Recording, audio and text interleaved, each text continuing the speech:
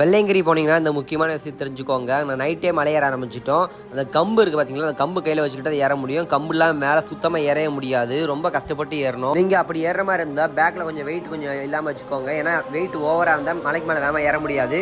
நான் பார்த்தீங்கன்னா 5ஆம் மலைக்கு கிட்ட போன உடனே தண்ணிக்குள்ளே ஒரு சிவலிங்கம். தண்ணி பார்த்தீங்கன்னா அவ்வளோ ஐஸாக இருக்குது. வருஷத்தில் 365 நாளும் தண்ணி இப்படி தான் இருக்கும். அதுக்குள்ளே போய் சிவலிங்கத்தை பார்த்துட்டு வரணும். உள்ள முங்கி சிவலிங்கத்தை பார்த்துட்டு இருக்கையிலே ரொம்ப கஷ்டமானதுன்னா 7வது மலை தான். 7 மலையை கடந்து சிவனை பார்க்கணும். சிவனை பார்த்துட்டீங்கன்னா நீங்க உங்களுக்கு கால்வெளியே தெரியாது. நீங்க ருத்ராஜ மலை கொண்டு வந்தா அது சாமி பாதத்துல வச்சு உங்களுக்கு தருவாங்க. அப்புறம் அங்கேயே படுத்துங்க ஆரம்பிச்சிட்டோம். அந்த கொற்ற பனியில மேல படுத்துங்கிட்டு காலில் பாத்தீங்கன்னா அந்த சூரியன் வந்து உதயமாவும் பார்க்க அவ்வளவு நல்லா இருக்கும். அதெல்லாம் பார்த்து முடிச்சுட்டு கீழே கிளம்ப ஆரம்பிச்சிட்டோம். கீழே ரொம்ப கஷ்டமானதுன்னா மேல ஏறுறது ஏறிடலாம். ஆனா இறங்கும் போது அந்த கம்பு உங்களுக்கு 3வது கை இருக்க போறது அந்த கம்பு தான். ஆனா அப்படிப்பட்ட கம்பை நீங்க தூக்கி போட்டு போயிடுறீங்க. முடிஞ்ச அளவுக்கு அந்த கம்பை வீட்டுக்கு கொண்டு வந்துருங்க. மலைக்கு மேல போனீங்கன்னா ஒரு விநாயகர் சிலை இருக்கு. இதுல என்ன ஒரு ஆச்சரியம்னா மத்த எல்லா கோவிலும் விநாயகர் உட்கார்ந்து இருப்பாரு. இங்க மட்டும் விநாயகர் நிப்பாரு.